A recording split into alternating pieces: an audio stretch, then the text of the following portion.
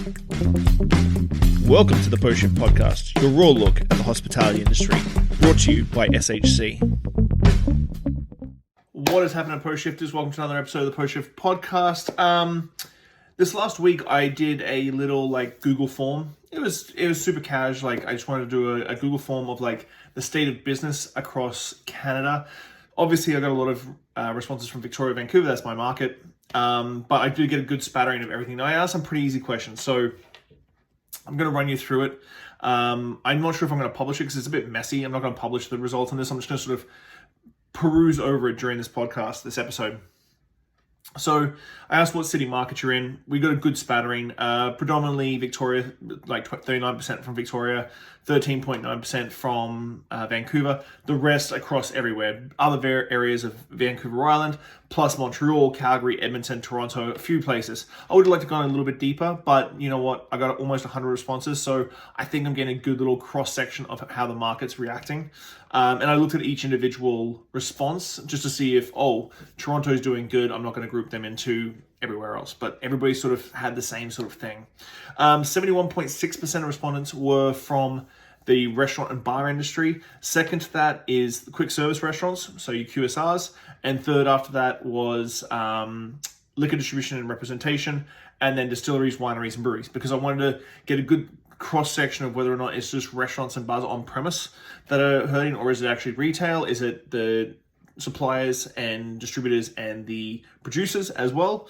So it was a good little mix. From 1 to 10, how has 2024 been so far?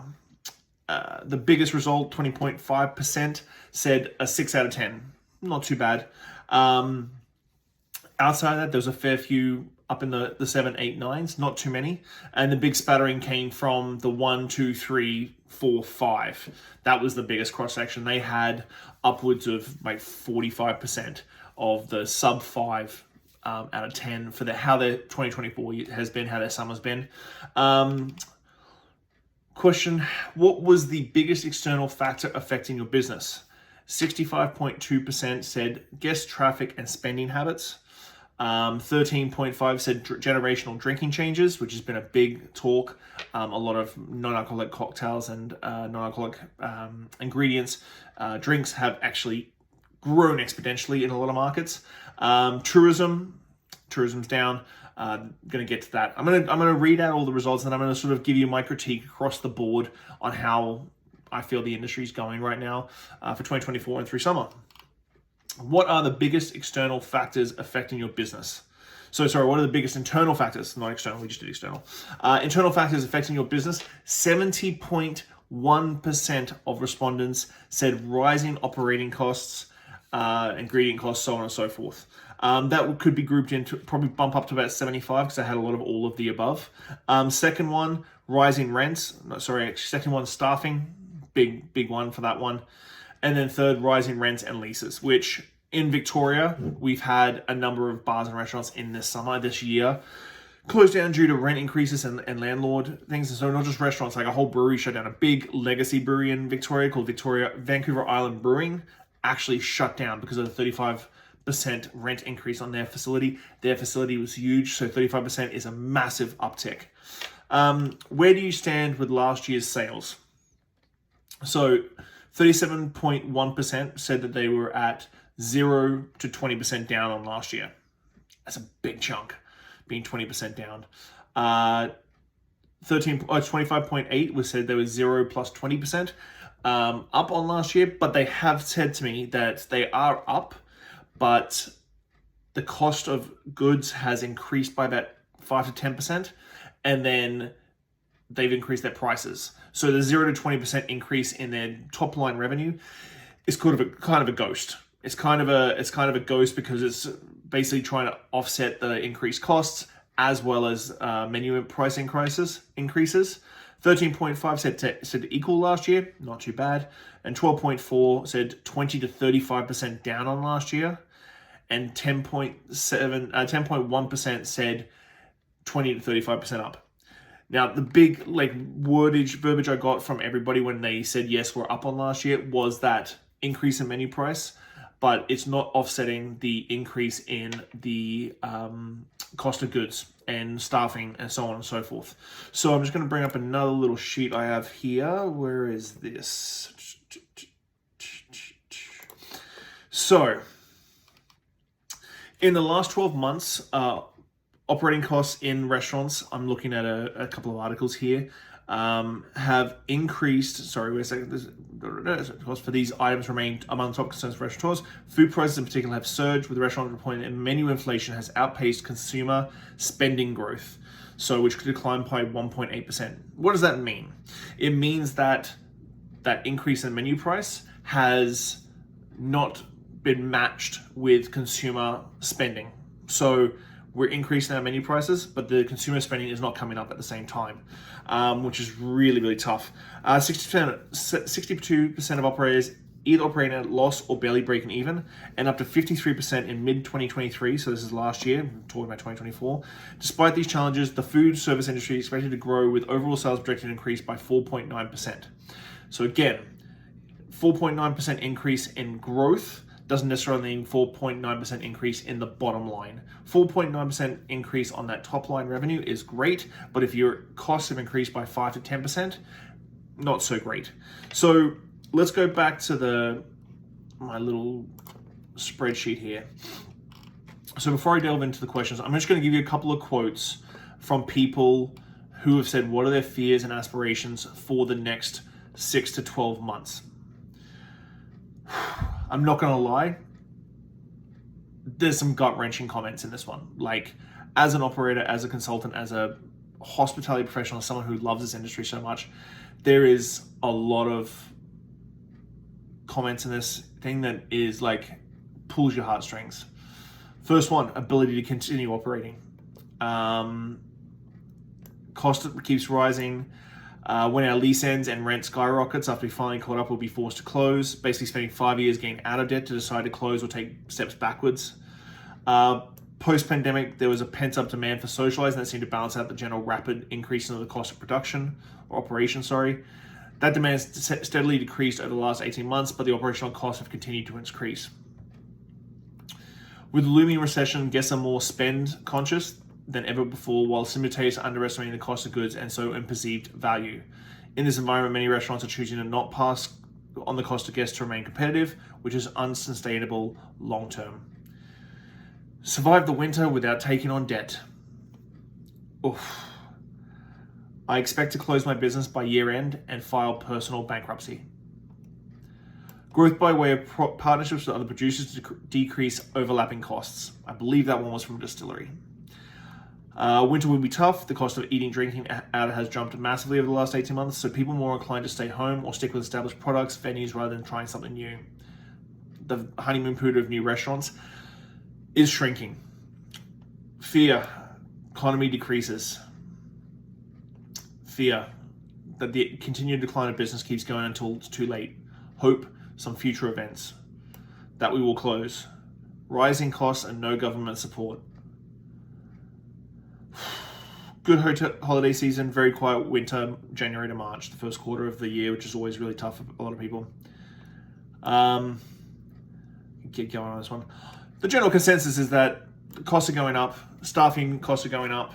Staffing's a big issue, as it always has been in this industry. And the cost of the menu increases aren't matching the cost of the thing. And as we said, consumer spending, menu pricing is going up, consumer spending has actually declined. Not a good market to be in right now. So let's just go over a couple of things here. The one thing I want to say, there was a lot of 6, 7, 8s, and 9s in saying how their year was going, but then 2 questions later said they were 20% behind. So I think there's a little disconnect on like how good your year's going. Like, you may be having bums in the seats and maybe making the money, your per head spend might be down. Again, costs going up, spending coming down. So there's a disconnect between how you actually feel and what is business savvy, if that makes sense. So the biggest external factor affecting business, guest traffic and spending habits. We've talked about that. Consumer spending is down over menu crisis. You're getting less people through the door, spending less money. It's just the way that the guest traffic is going right now. We are in a massive inflation, borderline recession. We have 2, like at least here on the West Coast, we have the BC provincial government election coming up fairly shortly, which always puts a bit of a squeeze on people. And then we have the US federal election coming up fairly shortly, which does affect us tourism-wise. So, biggest external factor, the guest traffic and spending habits. The second one, generational drinking habits. This has changed drastically. I was talking to someone on LinkedIn the other day about the astronomical increase in the non-alcoholic drinking market. And he was like, well, maybe that'll fill the gap of the people who aren't drinking and going out. I'm like, we're seeing a 10 to 20% increase in non-alcoholic drinking, which is usually at a lot lower price point, isn't filling the gap of how much that stuff costs and filling the gap of our clients that are drinking.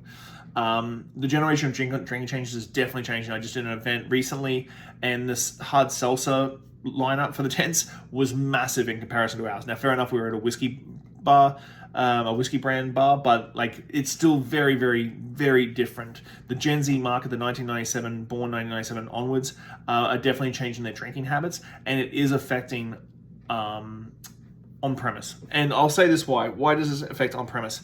Because when you're serving drinking guests, you have a big selection of stuff. You have cocktails that are created, that's the thing. When you're serving non-alcoholic guests, you can have a really great non-alcoholic cocktail menu. I think we do at Clive's. I think a lot of bars and restaurants in Victoria do. But you can't stock a gazillion non-alcoholic things. So a lot of people are choosing to drink at home because they can have the selection they want at home to appeal to their non-drinking or sober curious or zebra drinking, whichever you want to do. Zebra drinking is making articles. So like zebra drinking means that you like have a night where you drink, have a night you don't drink, or even during the night you go one alcoholic drink to one non-alcoholic drink and you bounce like that. So generational drinking changes is definitely affecting the market. The big one for us anyway in Victoria is tourism. Now I've talked about this a little bit and I don't know what the solution is, to be honest with you. I think the cruise ship market is very volatile right now. It has been for the last 2 years. We definitely saw a big shift last year in the tourism ship market, and I'm not sure. My hypothesis, and it's just a pure hypothesis, is that cruise ships have started marketing towards middle to lower middle class clientele to travel on cruise ships with minimal disposable income. And it might be a multi-stop, so they're spreading them minimal disposable income on. So we'll see massive streets, our streets are packed with people, but you see restaurants that are very, very popular, usually with tourists and especially cruise ship people, being very, very quiet. So this is my hypothesis, like there's just not enough money in the system to have these tourists who come and we pay a ton of taxes and get them in, to get them into our city, to actually spend the money through to us. Hot food and beverage in the tourism ecosystem is very rarely seen as a actual piece of the puzzle. So tourism DMOs, destination marketing organizations or destination management organizations, tend to focus on hotels, transportation, and theme rides, attractions. Thank you. I just thank myself. Attractions. That's usually the big three things that they focus on. Food and beverage is usually like an outer layer of the tourism ecosystem, and I think with that in mind, they're reporting how many cruise ships we have, how many cruise ship people we have, but we're not seeing that money transfer and that money get spent in our establishments. So I think it's a big responsibility for the DMOs to start really sort of looking into that and figuring out how we can make this work. Because while they may make a mention of food and beverages, I don't think it's fully integrated into the ecosystem to really make a massive difference. So that's the external factors. So let's look at internal factors. Internal factors, 70% rising operating costs. This is really tough. This is based around companies. I think the pandemic allowed a little bit of elasticity into how much we were willing to spend based on the supply chain. And the supply chain was pushed because of the pandemic to allow these prices to creep up, and now companies aren't letting that elastic come back. They tend to just keep pulling, they just keep going, okay, well, like this is the way it is, this is the way it's been since the pandemic, and it's not sprung back and fixed itself. And I think that's a little bit of, I don't want to say corporate greed, but I think corporations are looking at the profits they made during the pandemic, and they want to keep that way. Take, for instance, airlines. I'm going to use this as an example because this is a perfect example. How many times did you have canceled flights and bad airline experiences before the pandemic? And then during the pandemic and just post-pandemic, that shoulder, we got used to canceled flights, bad service, things missing out connections, late flights, all these things, because the pandemic pulled that elastic. And now it's sort of like the mainstream. It's the everyday. We are missing flights. Flights are being canceled. Flights are being delayed. So this elasticity is like, what can the consumer take? And it's going to spring back. It has to spring back. It has to be looked at. And I know in Canada right now, big supermarket chains are being looked at. And I think the next federal election, there's going to be a bit of a shakeup when it comes to it, because groceries are just getting exorbitantly expensive. And believe it or not, we don't pay much less in the restaurant world for the stuff that we serve. And we've got to incur all the fees that come along with that. Cooking it, storing it, serving it, plateware, everything that comes along with it. So rising costs, I think they have to spring back. It's just the nature of economics. They've pulled the elastic to see how far as a consumer we can take it, and I don't think it can keep going that way. So second up was staffing.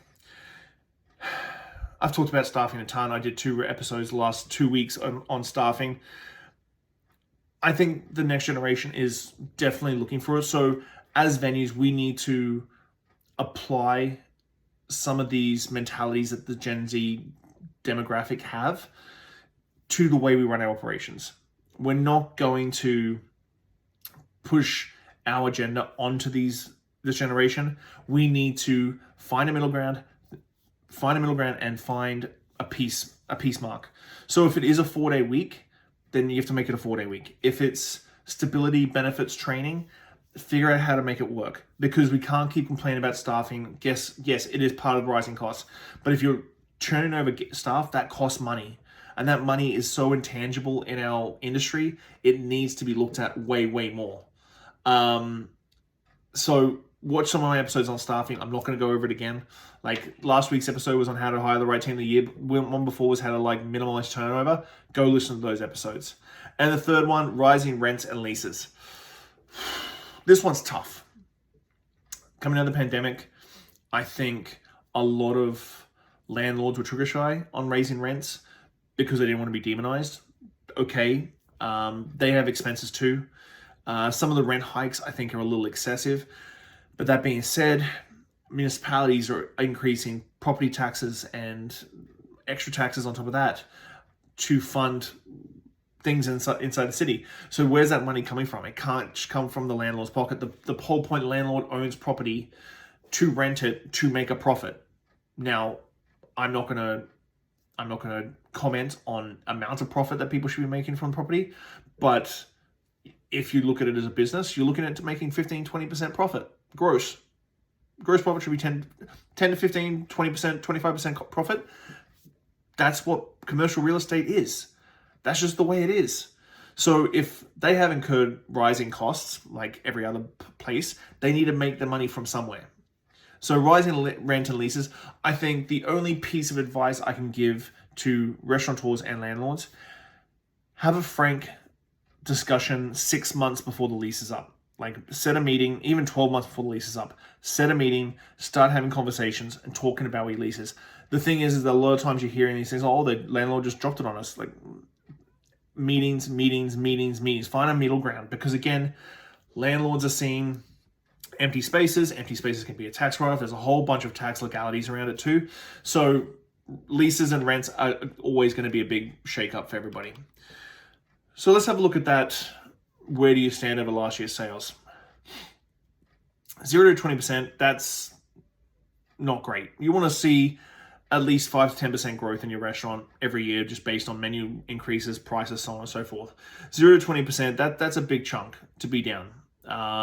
That's something that if you got rising costs and down revenue, you've figured out a way to do it. So you're cutting hours to save labor. You're doing everything in your power to do it. Equal to last year, you're treading water. You're not doing too bad. Up 25.8%.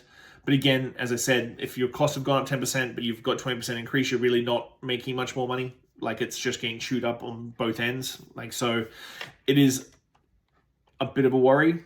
What I can say with this one is, look, grab my break-even calculator and take 12 months worth of P&Ls where you're making profit, and type it into your own spreadsheet so you can get an average. Punch that average into the break-even calculator, and that will give you a number that what you have to hit to break even every month. And if you know that, then you can go, okay, well, I need to have this many bodies in. Because once you get your break-even calculator for the month, you know how many bodies you need to have for service, for per head spend. You should know which per head spend is, all these sort of things. And you should be able to like manage to figure out exactly what you need to do to budget up, to cut some costs, okay? I know that was a heavy one, guys. I really hope that you got some value out of that. If you did, please like, subscribe, share, do whatever you want to do. Comment. You can comment through Spotify now. But give me a comment down below if you want to chat more. You can always DM me. I'm always open, very transparent to having a chat. But thanks as always, guys. Have a good week. Bye. Thanks for listening, Pose Shifters. I hope you enjoyed that episode. I really enjoy sitting down with friends and peers and just chatting about the industry and getting down to the nuts and bolts of what's really going on out there. Make sure you like, subscribe, comment, everything on all the platforms. Just hit it up and I'll do my best to answer any queries or questions you have. I'll see you next week, guys. Bye.